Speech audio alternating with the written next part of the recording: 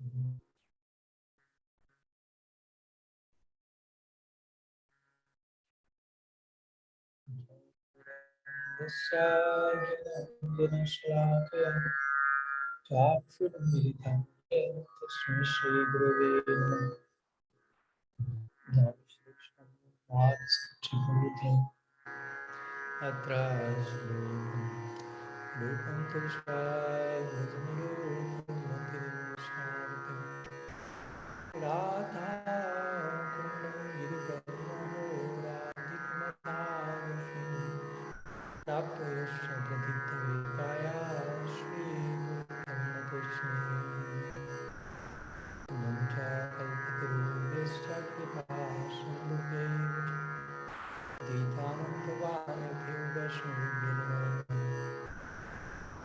Nikhila Shruti Mala Ratnamala Diti Rajita Tata Pankajam Ajinuktukular Pasyamanam Paritarashtam Dinam Samshrayami Narpityadim Chir Runayavatarna Kalum Shtumar Paitanatachvarasam Svakti Shrim Paripurata Sundaradhyutikadamba Sandipidam Shadaridaye Kandaveshwarato Vasakinandana Ajanamita Bujo Kanakavadato Sankirtanaikapitaru Malayatakshi Vishwambaro Dhyavaro Jugadharmaparo Inde Jagatpiyakaro Karunavataru Ladini Shakti Swarupai Purnam Suridaya Bhakta Shakti Pradhanaya Gadadhar Namaskar He Krishna Karuna Sindhu Dinavandho Jagapati Gopesha Gopika Kanta Radha Kanta Namaskar Radha Vrindavanadi Shri Karunamrita Vahini Kripaya Nijapanja Dasimaham Braditam Bhaktya Vina Aparad Lakshaya Chitta Shakanadi Tarangamadi Dipamai Tvam Shrinam Prapanam Binde Namaste Charanarvindam Binde Namaste Charanarvindam Shri Gurudev Ki Jai Sriman Mahaprabhu Ki Jai Shri Harinam Sankirtan Ki Jai Kartik Brat Ki Jai Shri Vrindavan Dham Ki Jai Sri Dipavali Ki Jai Gaur Bhakta Vrinda Ki Jai Gaur Praman Hari Hari Bol.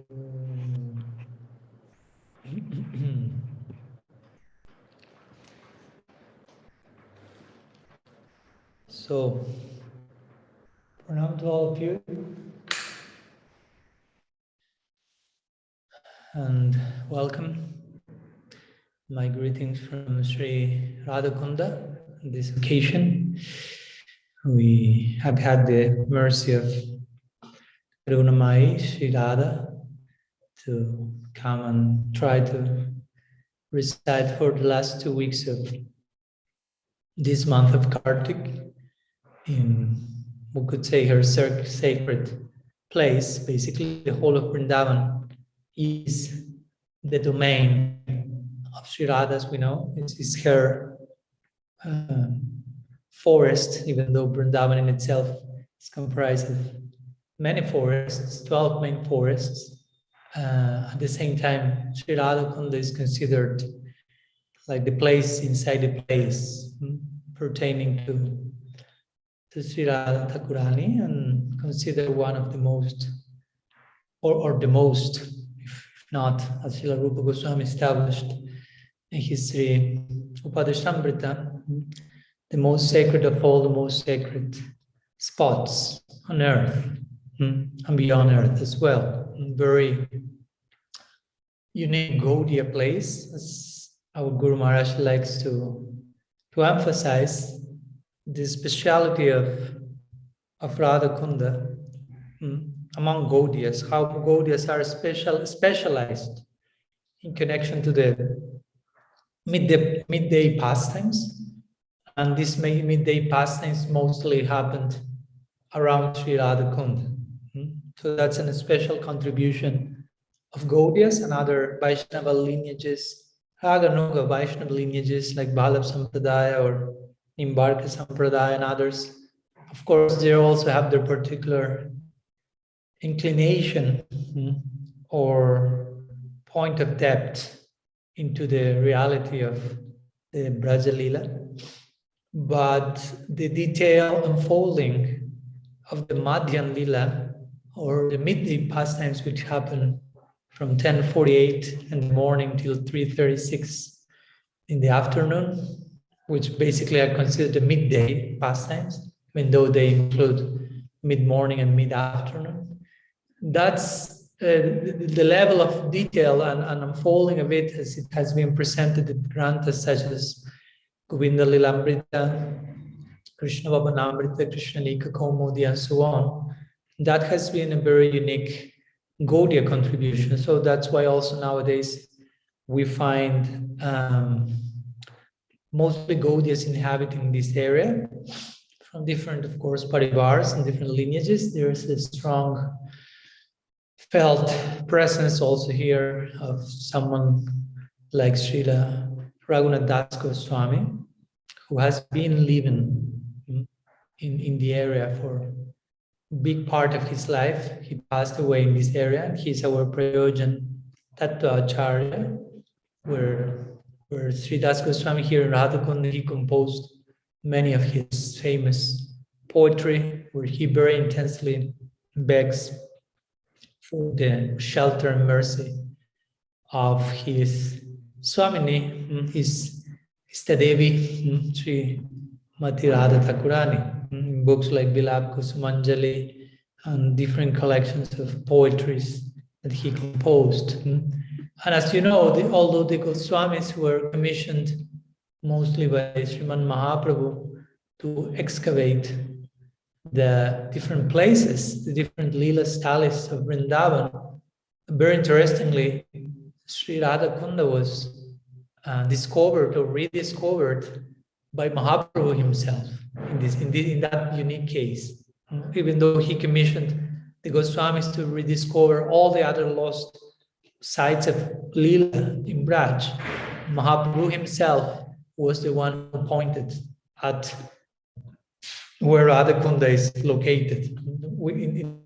And Gaudiyas like to consider that as Mahaprabhu pointing, this is the topmost of the topmost places. And again, this has been confirmed in different places in Shastra, like Padashamrita of Rupa Goswami, where he presents in the last three verses of this treatise a hierarchy, ontological hierarchy of domains from this planet Earth, Vaikuntha, Dwarka, Mathura, Vrindavan, Govardhan, and eventually Radha-kunda. So it's a very high place, and of course, the fact that this is a very high place doesn't mean that whoever is here is a very high person.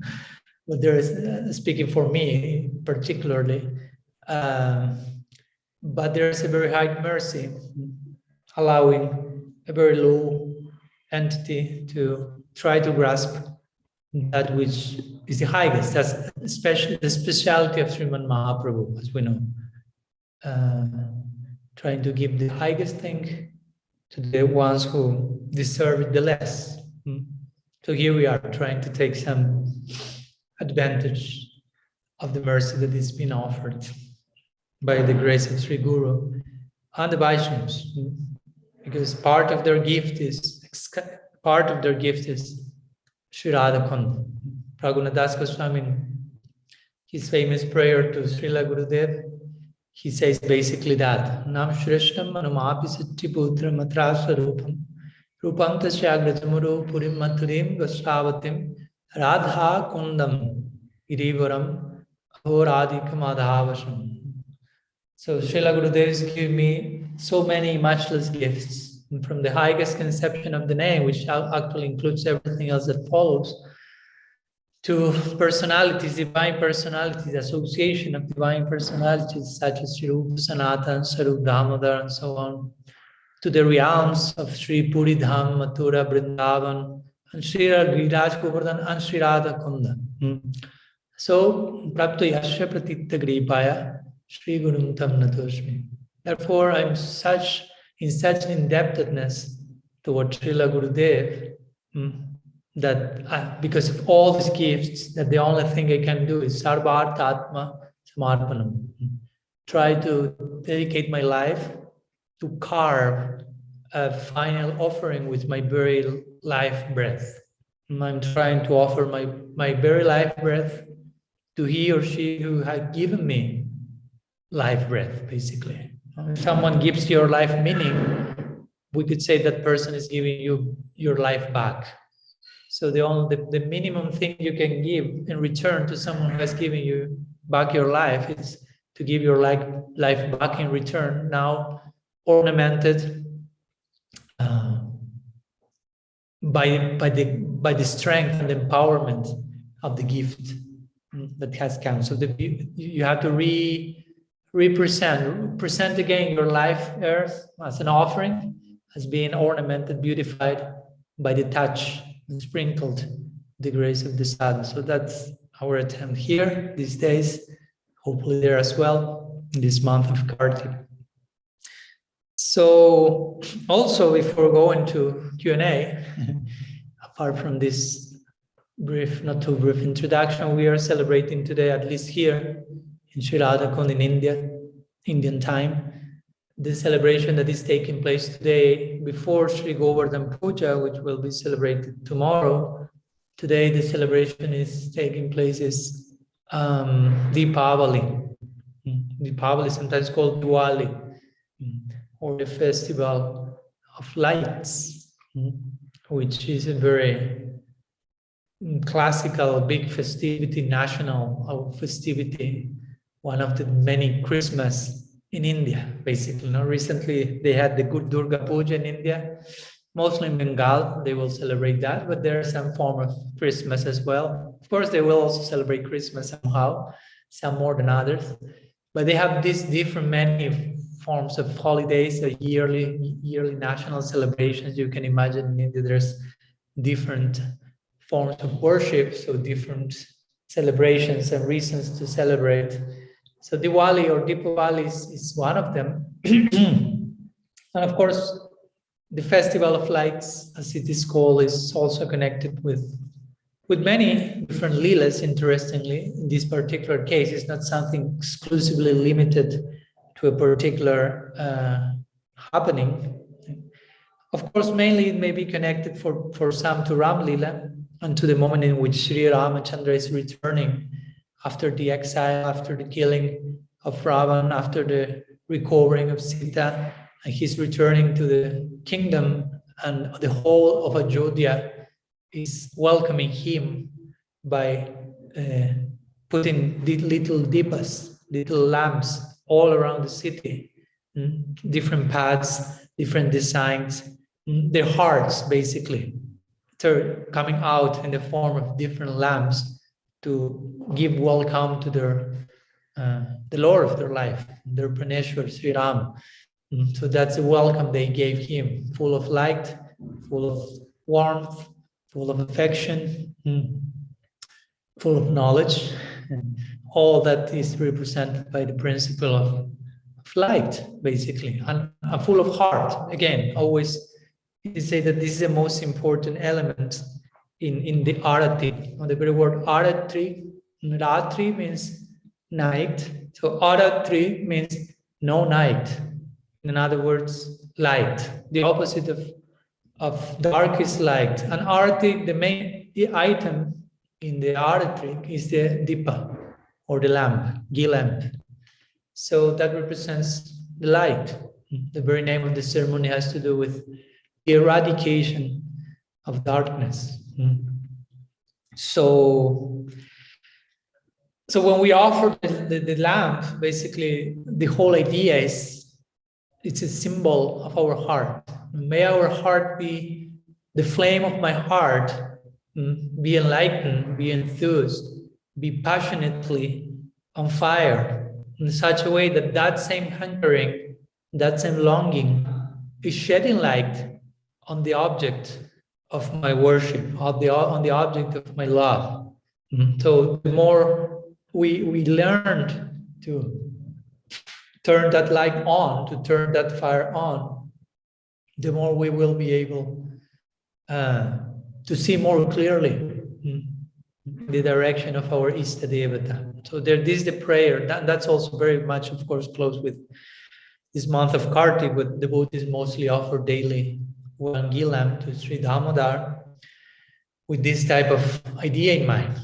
The offering is ourselves. Now, the offering is the gilam, but the gilam is just acting as a prototype or as a symbol, archetype of we, ourselves. No?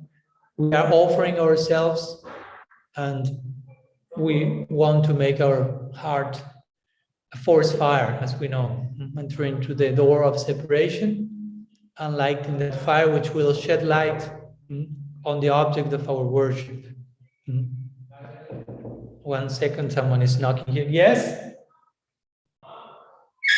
Yes?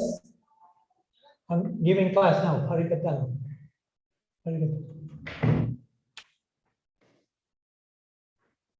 Seems they didn't know I was giving class.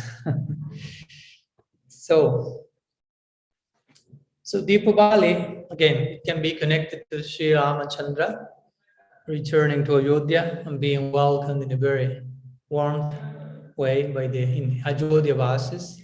But also there are many other leelas. Of course, this type of ancient celebrations are also celebrated in the leela, interestingly. For example, of course, it is said that Sri Ramachandra is not returning to Ayodhya in the Nitya Ayodhya that's happening on the Naimitika Leela on earth, on the Bhoma Leela, on the Bhoma Ram Leela. But at the same time, this type of stories are present there like oral tradition in the Nitya Leela. So for example, the Brajavasis will be in Golok Vrindavan in the Nitya Leela, and they will be narrating Ram Leela on earth, basically, and Ramachandra returning from the exile to Ayodhya, and all the Ayodhya Vasis welcoming him, and so on. And in another Leela, in Ram Leela, they may be narrating some other of the Krishna stories happening on earth. So in this way, we have this intermingling of the dynamics of the different Leelas on earth and in the Parabhyam. So I say this because also we may connect today's Dipavali as something that is being celebrated on Golok as well, in the context of the Ram Leela, or there are different other, again, important situations that are connected with Dipavali. For example, to say that the very day that Bali Maharaj offered it's another form of Dipavali with the long B in this case. Bali Maharaj offered himself in the context of Atmar Samarpanam. He offered himself to Vamandev. And Vaman Dwadas is the appearance of Vamandev, which is different. Today, it is connected with the day in which Vamandev transcendentally treated Bali Maharaj, asking for 3 steps of land, as you know the story, and so on. So that's also connected to Dipavali. Also to say that the day in which, eternal day, again, in which Sri Narayan married Lakshmi Devi, sometimes it's also connected with today's celebration, and also it's a connection of Krishna's killing of Sankachuda. So there are different leelas from different realms, as you can see. Ram Leela, Krishna Leela, other Vishnu avatars Leela like Vamandev, Narayan himself. So different perspectives on Dipavali, and each one will, of course, feel a particular inclination towards one or the other. So that's on one side. Of course, for us Gaudiyas, again, the principle of light, the festival of light for us, ultimately, the light of lights, as Gaudiyas has to do, again, this is a very classical symbol symbology, sorry, in Hindu tradition, light and darkness, asatuma sagamaga, asatuma sama, tamasuma jyotirgama, mrityuma amritagama. So this is a classical dictum from the ancient lore. So asatuma satgama, get out from illusion, satgama, enter into reality.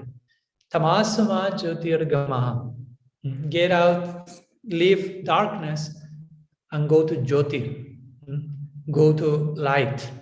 Mrituma amritagama. Stop taking material bodies, stop embracing death, become immortal. Amritagama. Enter into the realm of Amrit. Shrimbantu Vishwe Amritasya Putraha. Srila Siddhar Maharaj would like to invoke this Vedic adage. Shrimbantu Vishwe Amritasya Putraha. Oh, Vishwa, oh universe, the whole universe, please. Shrimbantu. Shrimbantu means pay here, pay close attention. Shrimbantu Vishwe. In other words, this is something that is directed towards the whole universe. The following words have universal application. And which are them? Amritasya Putraha. Shrimbantu Vishwe, Amritasya Putraha. So Amritasya Putraha means you are sons, Putra means son, children of nectar, Amrita. Oh universe, please hear, all of you are children of nectar, children of immortality. In other words, every single thing in the universe, no matter how mortal they may seem, which everything actually seems to be so coming and going, starting and finishing. But beyond that relative layer, we have the permanent situation waiting there, Amrit. So Amrit is an intrinsic ontology of reality. Everything is permanent. Even the things that do not seem so, they are. So Amritasya Putraha. Everything in the universe is a child of immortality, and more specifically, a child of nectar. Everything is destined in its highest prospect to embrace sweetness and intimacy as the highest possible attainment, waiting there for each Jivatma. As Srila Jiva Goswami puts very expertly in his Priti Sandarbha, he basically describes Priti Sandarbha as that, basically. Priti is the highest possible attainment for a Jiva.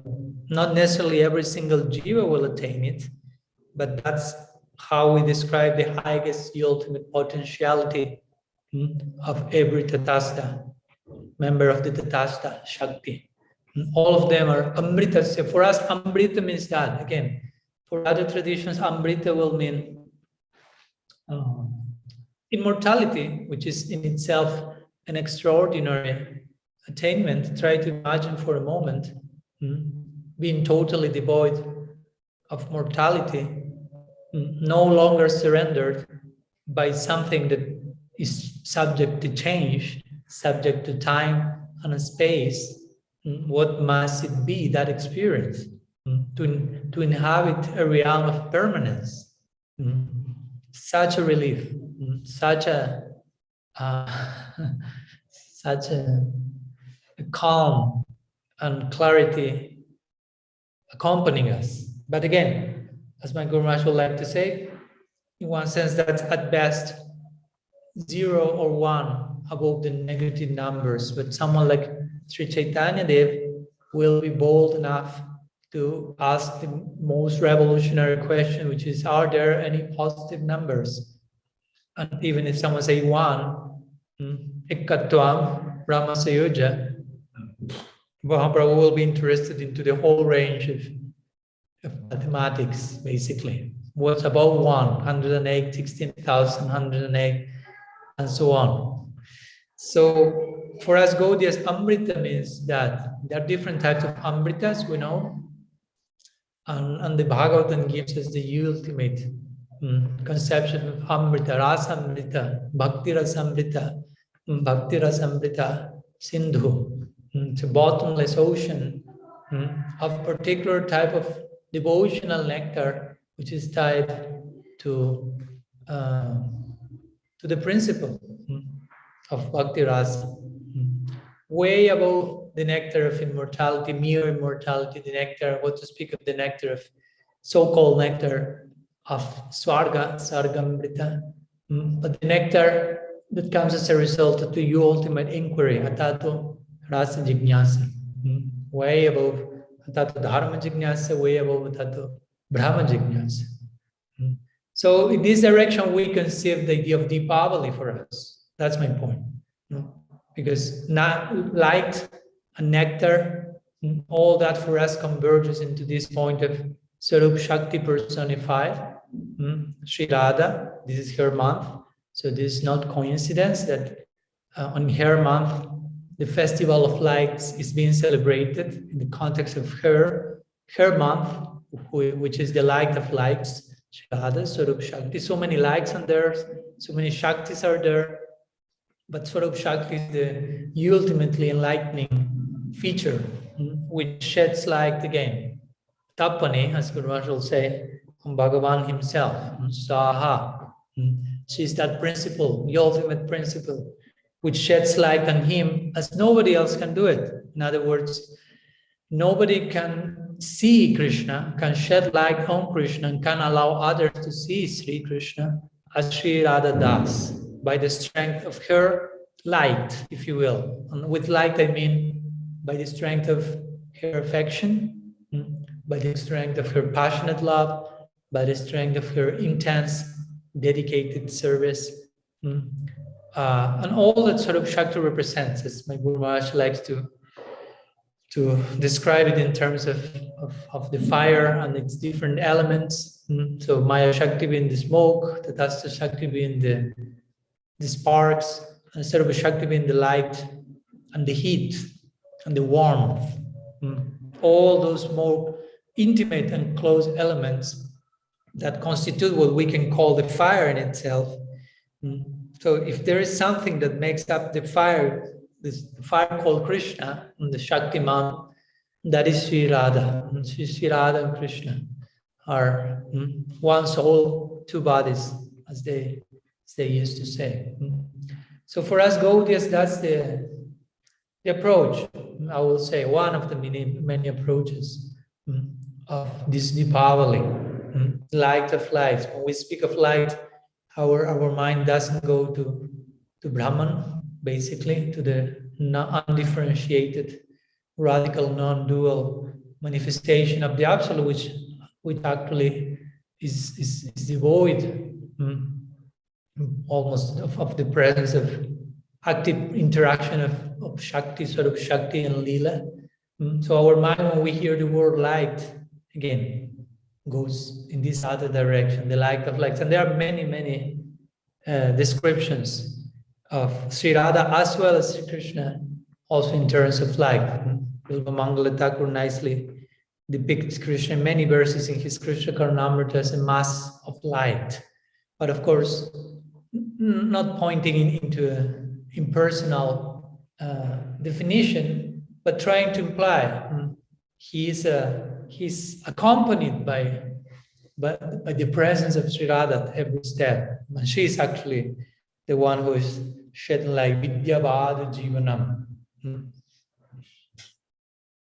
Triya Kaidava Chandrika Vitaranam, Vidyavad Jivanam. So she is this light, she is this knowledge, she is this moon ray which cools and sheds light again in the dark night of the soul and allows us to thread the proper path, in our particular case of Raga and Yuga Bhakti, which requires a special moonlight. So that's required. So we are celebrating Dipavali in that connection today. So, hey, that's it. Let's go for questions. If there are any questions today. I've received one question from Balaram Prabhu from New Zealand some minutes before starting the session, so I will begin with that one. But of course, if there are any other questions you may like to share or topics, I think we will have some minutes as well. So he's saying as follows. Let's see. Can you please speak about the etiquette involved when you are associating with devotees who are senior to you in both age and practice, specifically related to if they are speaking philosophy that you understand to be incorrect according to Siddhanta?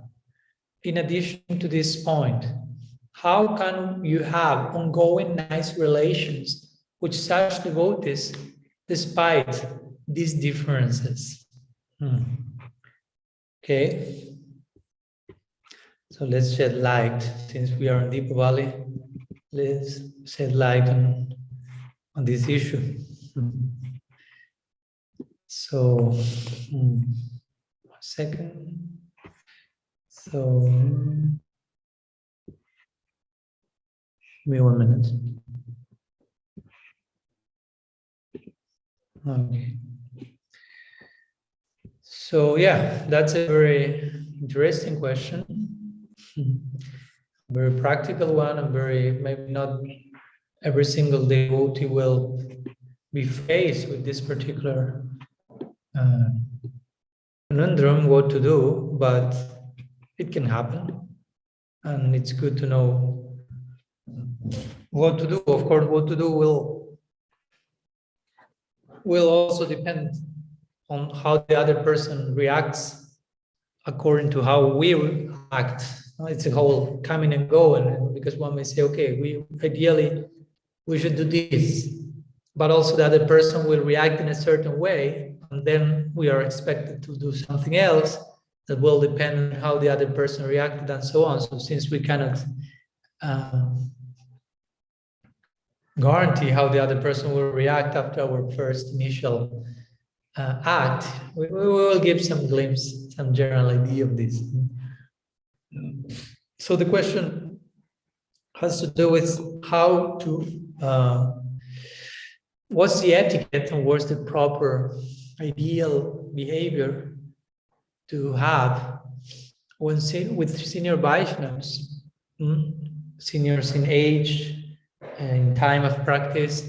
But when you realize that some of those Vaishnavas are presenting something which is, let's say, siddhantically inaccurate, so what to do, basically, or how to internally deal with that situation. That's like the first part of the question, and there's some like kind of follow-up, like how to have ongoing nice relationship with such devotees despite differences. So, well, to begin with, the question has to do with the senior devotee. So this is an important, I mean, this is a very invoked term. And like with every usually invoked term, sometimes there is the risk of misapprehending the notion, the concept, senior devotee.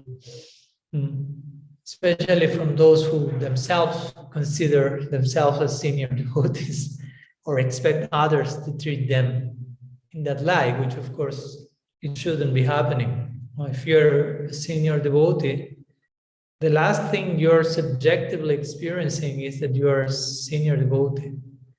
Really, honestly, I mean, the more you grow in bhakti, the more you realize how much more room there is for improvement, for learning, this for scope of surrender, and the closer you get, the greater proximity you have in real terms, in substantial internal terms of insight. This is quite paradoxical, and not everyone, almost not anyone, is ready to pay that price. Which, as Srila Maharaj, he put it in a very poetic terms, which are the price to approach the absolute or the infinite, is that you will realize that there is no limit for making progress. So that may sound like great poetry, and it is, especially because it is being said by someone who is an inhabitant of that land, a child of nectar, who entered into the land of nectar and is speaking those words from that land and has been willing to pay the price that not everyone is willing to. So those words are especially empowered, have a special impact in us. But of course, ideally, if they have a special impact in us, means that we will feel inspired to go in that direction. And of course, one thing is to be inspired to go in that direction. Another thing is to remain inspired while going in that direction and while discovering all the things that we need to give up in the context of advancing in that direction. Because again, bhakti is not about giving up, it's about accepting, but at the same time, accepting implies giving up. One thing is implied in the other.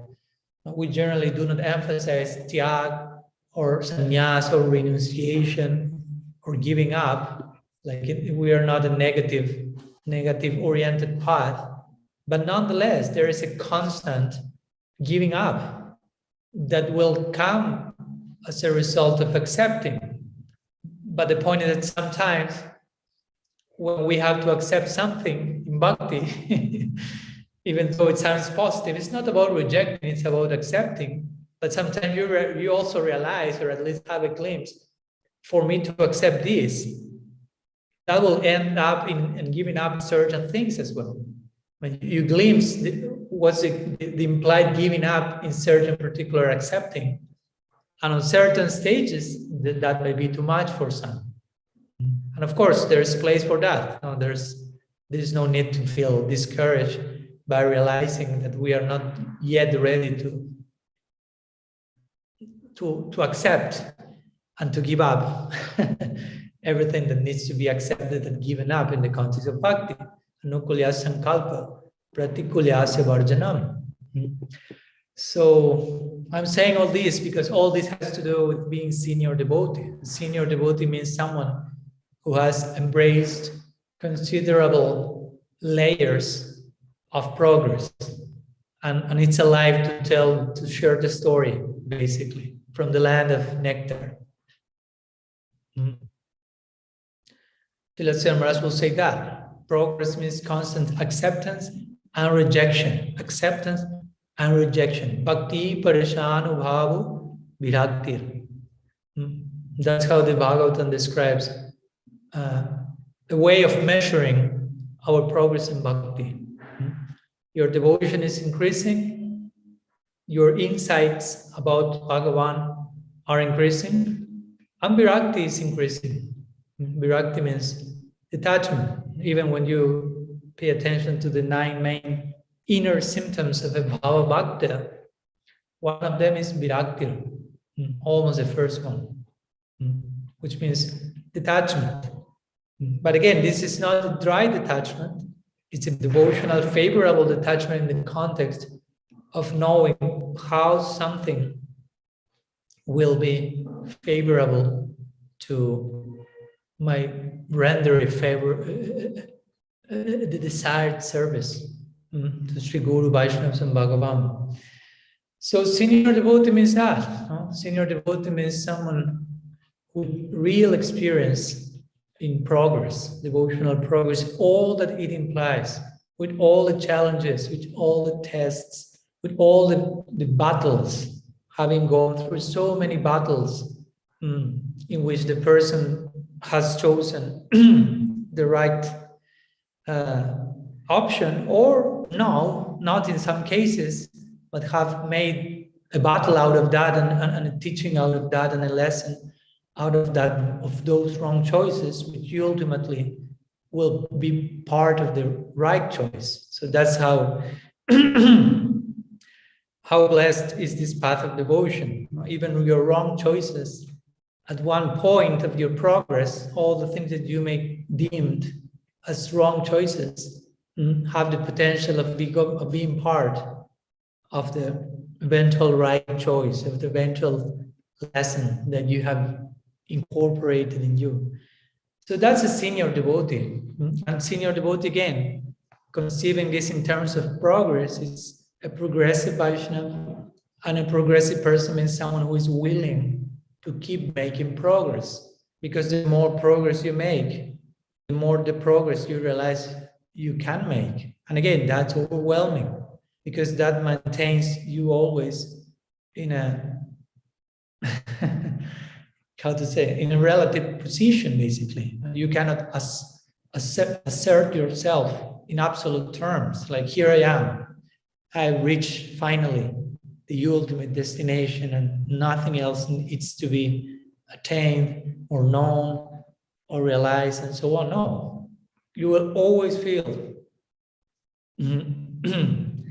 this ongoing and eternal progress. So a senior devotee is someone who has that type of humility. You have to have deep humility to survive, if you will, and not only survive, but to, of course, have a taste for remaining there for eternity. That's a voluntary choice. That's not something that you have to force yourself into. Do that because of shame or social pressure. I need to be there. I have to be there. If I'm there, I will be deemed and considered as such. No. So it's an unresistible call to remain there, to inhabit there, and to serve there. Because again, no limit for progress means, in other words, no limit for the enhancement of experience of rasa, to the service of that experience. That's the whole idea of lila. Every single member of the lila is eternally participating in it with the sole purpose of increasing the experience for each one of its members. And that basically another way of saying ongoing progress. So I'm saying all this why? Because if someone is a senior devotee, will be willing to learn. So if that senior devotee may be presenting some inaccurate point of Siddhanta, that person, if it's really senior, will be willing to hear and to learn and to continue growing, basically. Because if not, we are kind of, by saying senior devotee, we are kind of suggesting that I cannot tell anything to that person because it's senior devotee. Like if senior devotee will imply that person knows everything, or that person shouldn't be willing to learn, or that person should be proud of being a senior devotee and therefore won't have ears to keep growing. But actually, if we attach all those implications to the idea of senior devotee, actually what we are doing is not seeing that person as a senior devotee, because the very idea of senior devotee is what I have just described. So actually to think in terms of a senior devotee will be a person who is so humble, so progressive, so mature, that it's a pleasure to approach that person and to learn along with that person and to share thoughts and to feel, oh, he or she's as willing as to learn as I am, or even more actually.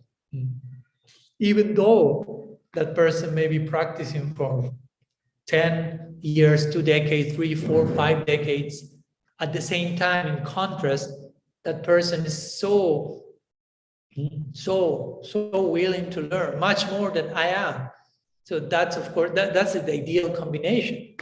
That you find such a person with such experience, such realization, such maturity, and at the same time, such willingness, to learn, that will naturally inspire yourself to learn and to surrender and to really have a glimpse of what's the real meaning of seniority.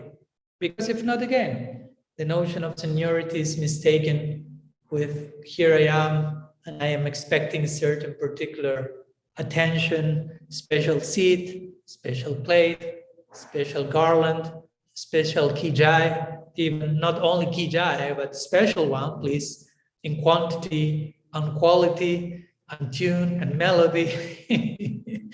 Some special titles attached to my name, some minimum number of people bowing down when I appear into the room, whatever.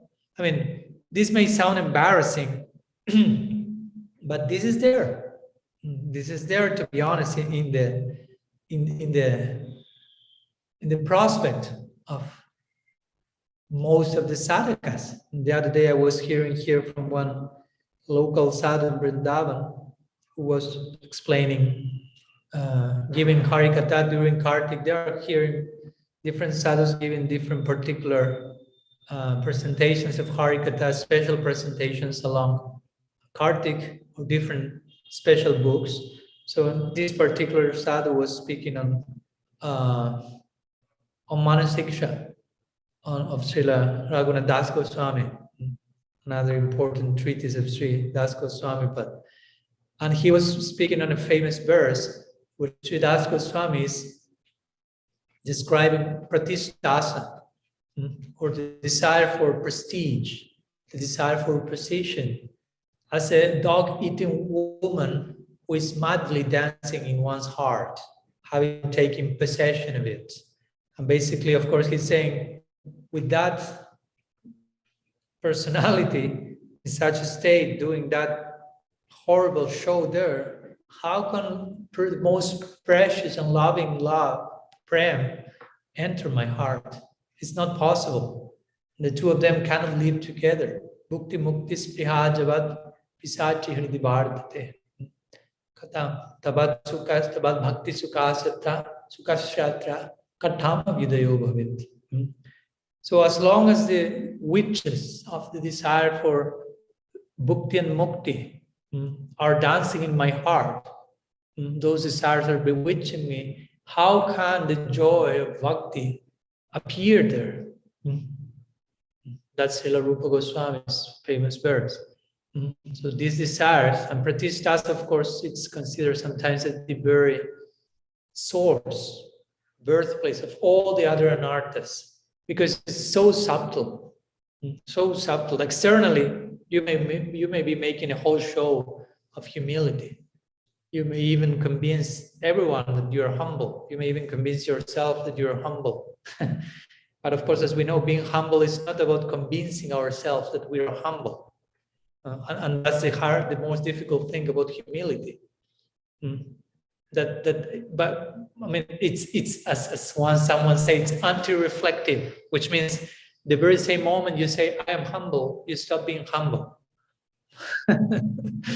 So you cannot affirm humility yourself without stopping being humility by doing that. That's how humility works.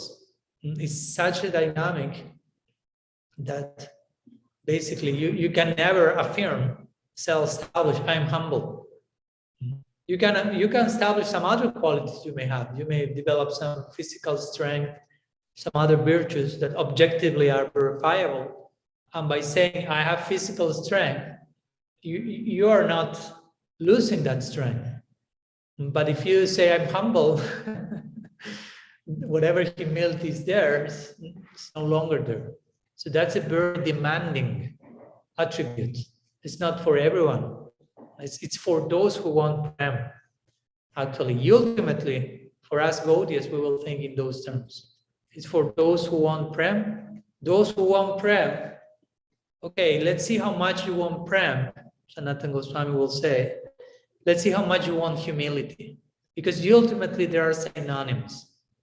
Ultimately, a type of humility will take you to prem, and type of prem will take you to another level of humility. And in this way, the two of them will act as cause and effect. If you really want prem, it means you really want humility. And if you really want humility and prem means you really don't want anything that opposes that. What to speak of those things that are the exact opposite of them, like pratishta. Mm. And of course, that's why our Acharyas have said these are the worst enemies in the path of bhakti, because they personify the exact antithesis of the goal to attain. So if in the course of attaining a goal, we are embracing those things that embody its opposite, of course, naturally, we may ask how much we are attaining our goal, how much we are walking towards our goal, and how much in the name of approaching my goal, I'm also approaching the opposite to my goal. Because we have to be honest. If in the name of Prem, I'm embracing Pratishta, naturally that will go in another direction. It's not taking me to my ultimate goal. So again, all this goes hand by hand with the notion of seniority.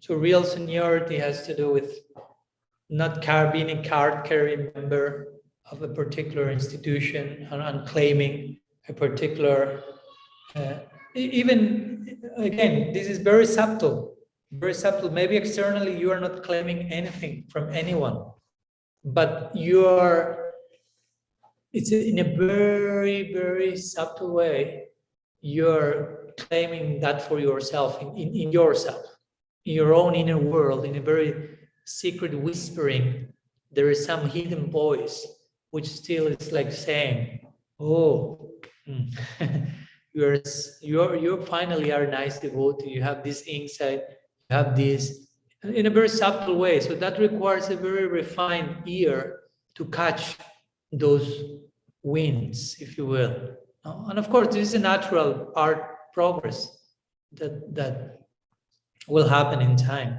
But we should be willing to deal with those corners, with those dark corners, to shed light again.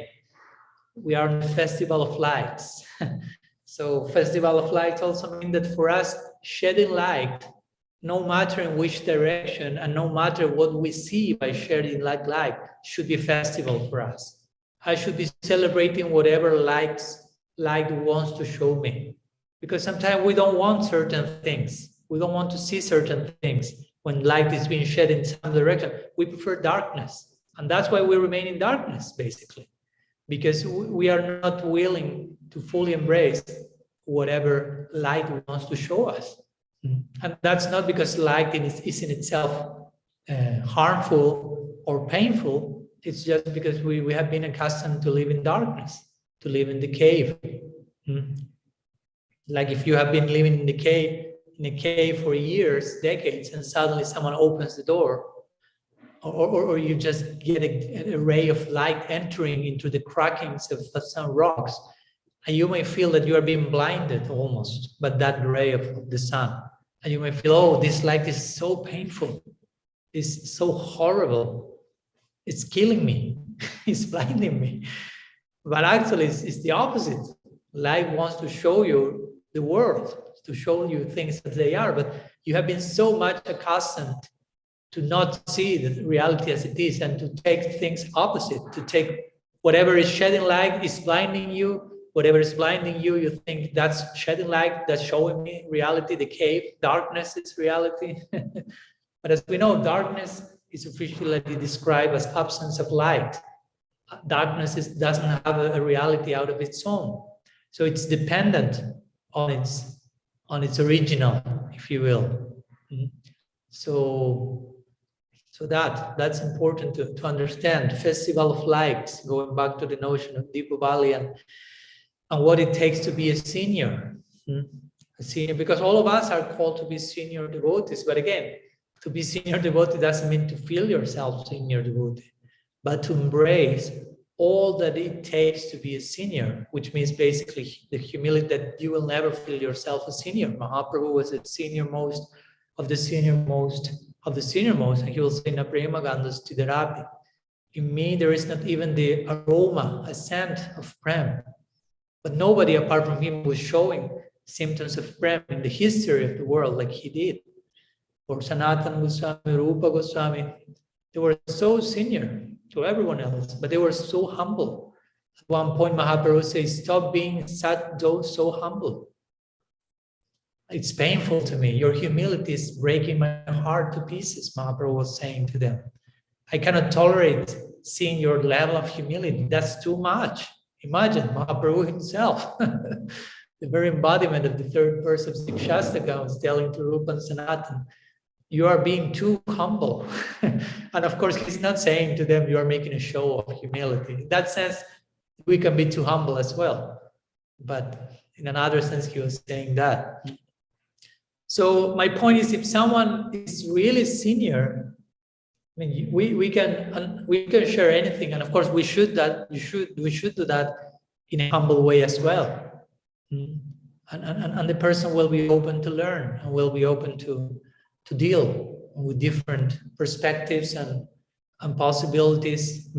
I remember my Guru Maharaj some time ago, I think it was on the day of Srila Siddhar Maharaj's Avirbhav, I asked him a question. So this is also an extended recommendation for Balaram Prabhu if he wants to go to that talk and look for that question. When I was asking him how he was dealing with the fact that it's at some point some things that my Guru Maharaj, will present in Siddhantic terms seemed to differ from some of the things his own gurus presented overtly. And he mentioned this very same idea. I'm totally confident that my gurus, Srila Siddhar Maharaj, Srila Prabhupada, were totally open to speak and to discuss and even to change their minds if they were presented with certain specific evidence on certain particular topic. I mean, that's the whole idea of having a guru and having dialogue with Sri Guru and growing together. Of course, it doesn't mean that we are speaking to Sri Guru as equals, and we are equals, and I am like expressing like unhealthy familiarities. It's not about that. It's about Vishrambi and Guru Seva, about the surrendered disciple, intimacy in the context of service, and a surrendered guru. The disciple is surrendered to the guru, but the guru is surrendered to the disciple also. The two of them are conquered by each other's love and affection. So that gives place for a certain type of intimacy. So of course, again, that intimacy should be there to begin with. If that's not there, it may be difficult, and so many layers of all the other things may come on the way. So I'm giving maybe an idealistic reply. What should ideally be happening if you approach a real senior devotee? But again, in practice, you may find so many other things in between, like the other ones I was mentioning. So according to what you find on the way, well, one has to act accordingly. So that's a little bit also in connection to the last part of your question. How can you have now ongoing nice relations with such devotees despite differences? Again, if everyone is properly situated, both the junior and the senior, one should not even be making the question, in the sense that the nature of each one will be so charmed by each other, because there is a particular corresponding type of humility for you as a senior, and there is a particular type of corresponding humility for you as a junior. So whenever these two types of humility not clash, actually, that's not the word, but meet with each other, there will be a charming result. And naturally, the meeting of these two types of genuine humility, and each one is really being humble according to the situation. I mean, that will allow for ongoing interaction and dialogue and learning from each other. Again, it's not that I'm senior, I cannot learn from you, junior, or to speak of vice versa. Real seniority implies, again, openness to progress and progressive, ongoing. And strictly speaking, a senior devotee will be more willing to learn than a junior devotee, in the sense that will have more humility. That's what makes the person senior. Of course, there is a formal, also, I may finish my reply with this, there is a formal consideration to all this also. So till now, I gave a more like substantial, like of a reply regarding what seniority. in essence-like terms, Saragrahi-like terms. And maybe a devotee may be senior, not because he has been practicing for 20 or 30 years, maybe the person is practicing for some few weeks, but maybe, of course, someone may have been maybe showing extraordinary symptoms of bhakti, which make you think this is not your first life practice, for sure. So again, what's seniority? How can you measure seniority in one lifetime? Yeah, there is this formal consideration. He has been initiated some years, so he received diksha before you, he's senior to you. So there is some formal respect one will offer to that. But that's not the all in all. Again, remember, there is this different consideration, the more formal consideration and the more substantial consideration. So on a formal level, one offers certain respect. And if one sees that like Mahaprabhu offered to Ramachandra Puri, for example, this is a famous case. Ramachandra Puri was Mahaprabhu's senior in formal terms, but because he was a god, he was like his spiritual uncle, if you will. He was a disciple of Madhavendra Puri, so he was a god brother of Mahaprabhu's own Diksha Guru Ishvara Puri. So in terms of formal connection and formal hierarchy, yeah, we could say he was senior, but in terms of behavior and inner stance, he was totally junior, not only to Mahaprabhu, but to almost everyone else there in the Leela. Because he was criticizing everyone and he was just a fault finder to the extreme. But interestingly, Mahaprabhu, in his interaction with him, he showed to the extreme, he showed respect to Ramachandra Puri on a formal level. He's my senior, he's like my father, he's the disciple of my guru. He was not forcing, but naturally in his case, seeing something to appreciate there. Of course, also we cannot force or imitate him ourselves. But yeah, but again, that doesn't mean that they have very, very deep, close, intimate connection among each other. Basically, that was not the situation. But he was teaching, even if on a substantial level, you unfortunately cannot relate with that person because of fault finding, of envy, or whatever may be the case, because their own stance, their own pratishtha, that doesn't allow for the intimacy, that doesn't allow for the nice relationship, because you are asking how to have ongoing nice relationship. Well, relationship is something relational, which speaks about two. So if one of the two is not doing their part for having nice relationship, I mean, no matter how much you can do, it's a two-part equation. So from your side, you can do as much in the form of offering some form of respect. In this extreme case, like Ramachandra Puri, which is like the extreme case of someone who is doing nothing at all to have a nice relationship. As you know, if you are eating too less, he will criticize you are eating too less. He will tell you have to eat more. And if you eat more, he will start criticizing you are eating too much. No matter what you do, he will criticize you because of that. And he has advised you to do the other thing that he's criticizing you now for. So it's like the extreme dysfunctional fault finder.